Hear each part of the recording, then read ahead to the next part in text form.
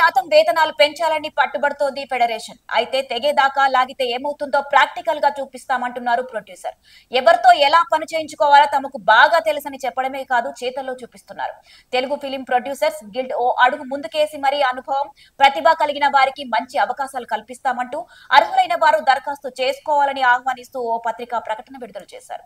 దాంతో వివాదం కాస్త ముదిరింది. తాజాగా సినీ కార్మికుల సమ్మెపై నిర్మాత బన్నీ వాసు స్పందించారు.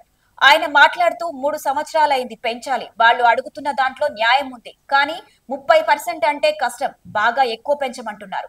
అది లాజిక్ కాదు. అదే నిర్మాతలకు కాస్త కష్టంగా ఉందని అన్నారు వాసు. అలాగే గత కొన్నేళ్లలో 10 నుంచి 12 సినిమాలు మాత్రమే పాన్ ఇండియా సినిమాలు వచ్చాయి. ఆ సమయంలో 200 నుంచి 300 చిన్న సినిమాలు అయితే వచ్చాయి. ఆ 10 సినిమాలు చూసి రెవెన్యూ పెరిగింది అంటే కష్టం. చిన్న సినిమా తీస్తున్నాను. 12 నుంచి 13 కోట్లు లేకపోతే తీయలేకపోతున్నాను.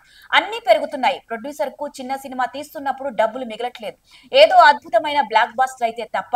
తెలుగు టెక్నీషియన్స్ స్కిల్ డెవలప్మెంట్ చేయాలి. ఇంటర్నేషనల్ టెక్నీషియన్స్ కావాలి. ఇప్పుడున్న వాళ్ళతో ఆ క్వాలిటీ మెయింటైన్ చేయలేం. కాబట్టి బయట నుంచి తెచ్చే వారికి మాకు డబుల్ ట్రిపుల్ ఖర్చులు అవుతున్నాయి. కానీ ఏం చేస్తాం, క్వాలిటీ ప్రొడక్ట్ కోసం తప్పట్లేదని బన్నీవాసు తెలిపారు.